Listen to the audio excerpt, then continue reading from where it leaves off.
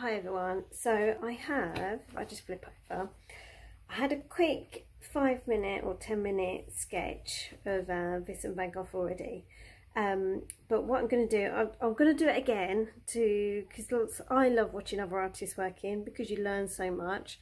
So I'm going to do another one over here for you, so in case it helps.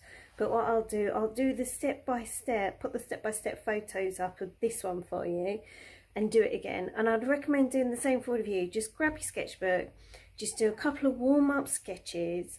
And what I love about Vincent Van Gogh with his self-portraits anyway, he wasn't trying to get them anatomically correct. So he wasn't trying to get the likeness and all the physical elements where they should be.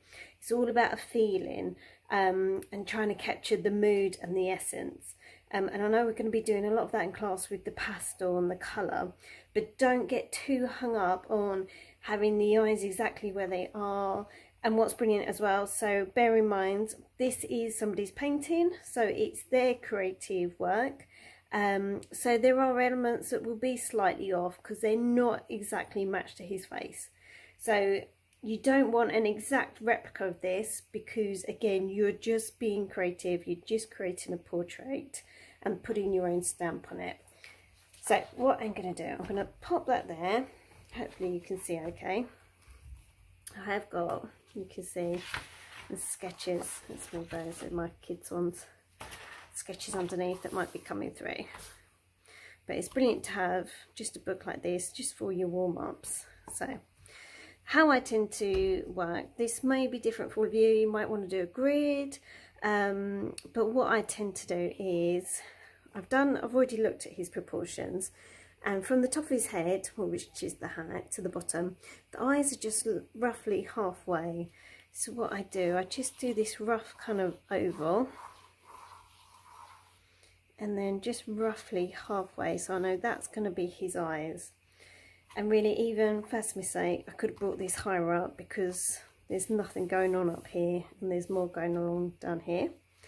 So I'm going to bring it up. This is the other thing. Don't worry about making mistakes, going wrong, correcting it. So I'm going to bring my oval up, and again, halfway. If you're struggling to see that, let's go really dark. Top and the bottom. And then for the eyes, halfway for the eyes. So I've got my oval. This is where I start to roughly block in some kind of shape. So that's my oval. This is going to be the side of the face for the nose and the mouth. And then I just try and get some kind of outline going from here. So what I'm looking at, so if this is his eyes, you always get, I'm not sure if you can see that, it dips in where the eyes are, so the recess of the eye. So it always dips in for the eye and comes out, and you often get, it's the cheekbone up here that you'll often see. And he has got quite a, I was going to say sunken, it's not sunken, but quite an outline, specific outline to him. So that's my cheekbone coming in. It's got quite thinned in cheeks. This is the little bit that dips out around the mouth. And again, it's lower down on here. So again, it's not perfect on his, so we're not worried about going perfect.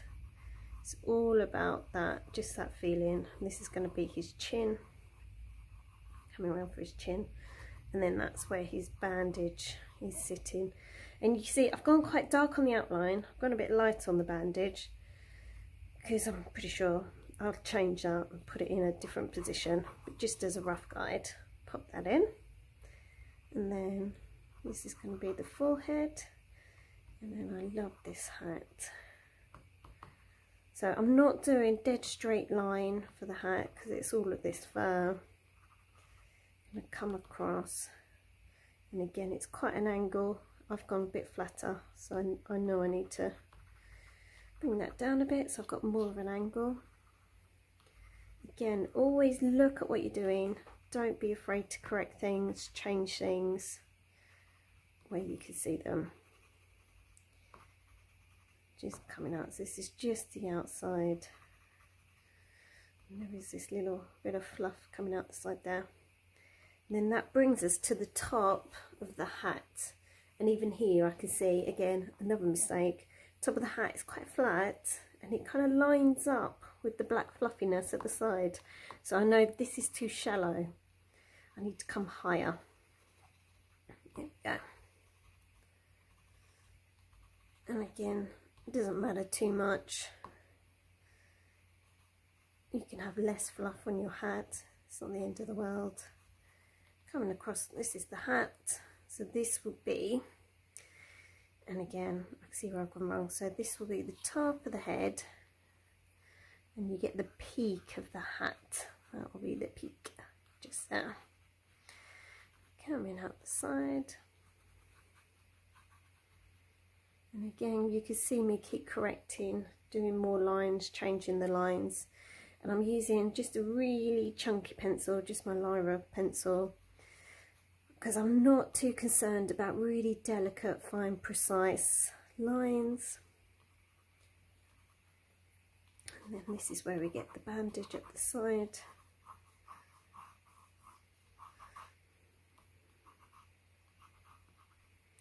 Coming down the side of his face there. It's quite wide, this bandage. There is this line that comes down. This other one, at the side there. So we've got the outline of his head going on. This is going to be the line of his eyes. And then even his nose, I can see his nose needs to be more over here. And then his mouth is there. So that would be like roughly the bottom of his nose. And you can see, so out the whole oval, halfway for his eyes. It's roughly halfway again for the bottom of his nose. And then the mouth is roughly halfway again. So it's just breaking it down into rough proportions, not being exact.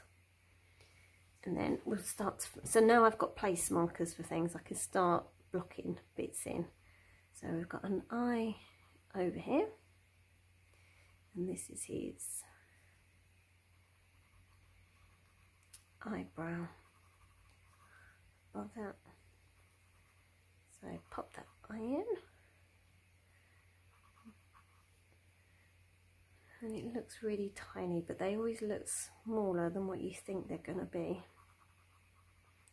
It's a really common mistake to make the eye too big too soon. So I'm just putting this one in, and I'll make sure I've got that nice big gap, because you get all this shadow area. That's a big gap there to the edge of the nose compared to on that side, because the face is turned. And we've got this great prominent nose coming down. So I'm just trying to get the outline. So you've got the hook of the nose coming down to the outer nostril. You've got that bit underneath, which I always forget the name of it. Then we come across to the other nostril.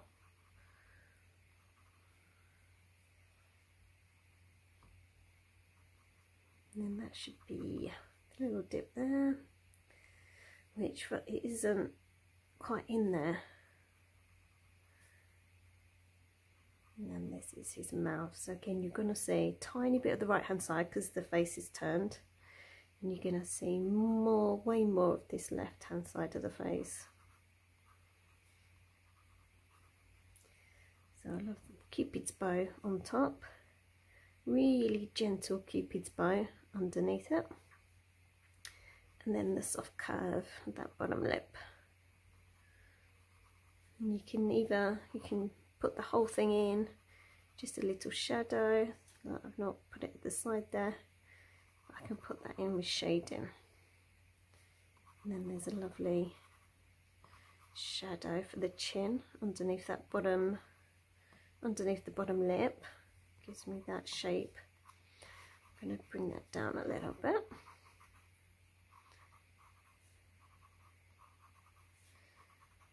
And I can see I need to just then bring it in a bit.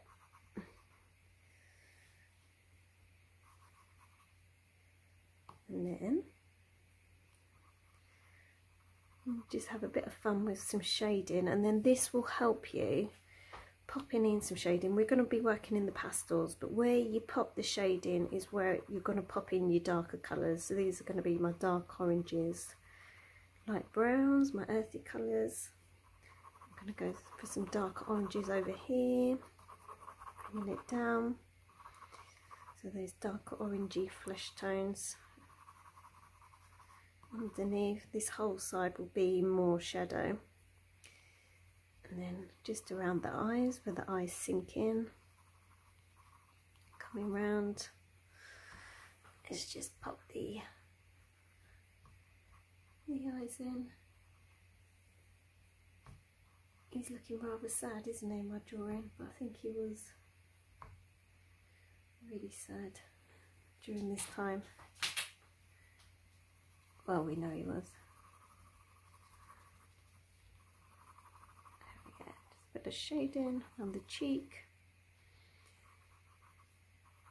and all of this is going to help you when you come to your pastels. It's just a little bit of muscle memory, so you're helping your hand guide you around to where things are. And I'm just going to block in his coat. Coat like this was my favourite one, and then it sits higher up because again it's at the side. The line of the shoulder comes down lower on the right hand side.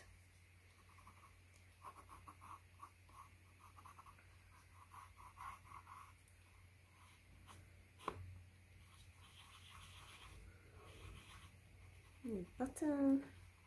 Pop a colour in.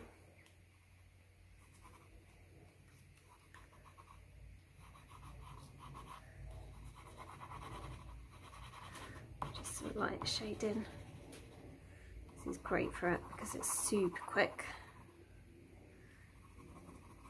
So again, I'm trying to put it round the where the shade will be. So obviously round the side of his face and underneath. That's going to be a cast shadow down onto his jacket.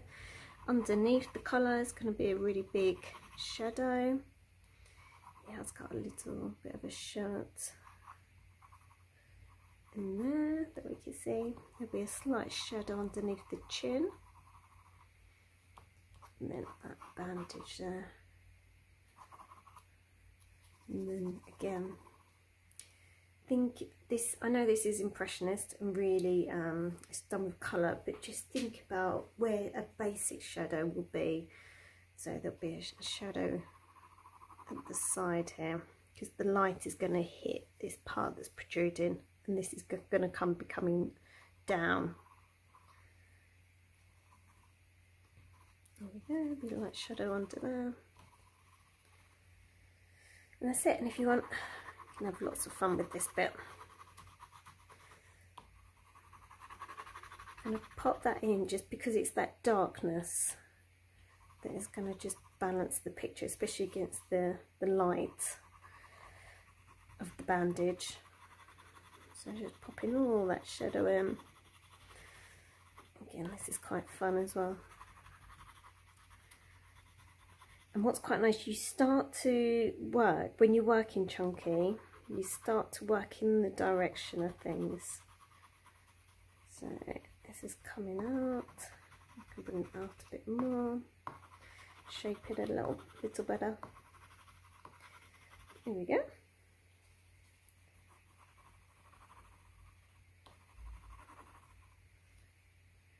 And that's my second warm-up. So I'll put those side by side. Got two warm-ups there, and then you can assess things. So here I can see my eyes are a tiny bit small, so I can bring those out a little bit bigger. Although with the pastel we can do that easily with pastel, blocking in with the colour, and I'm happy with them. So now I've got my two warm-ups. I'm going to go for it with my pastel sheet.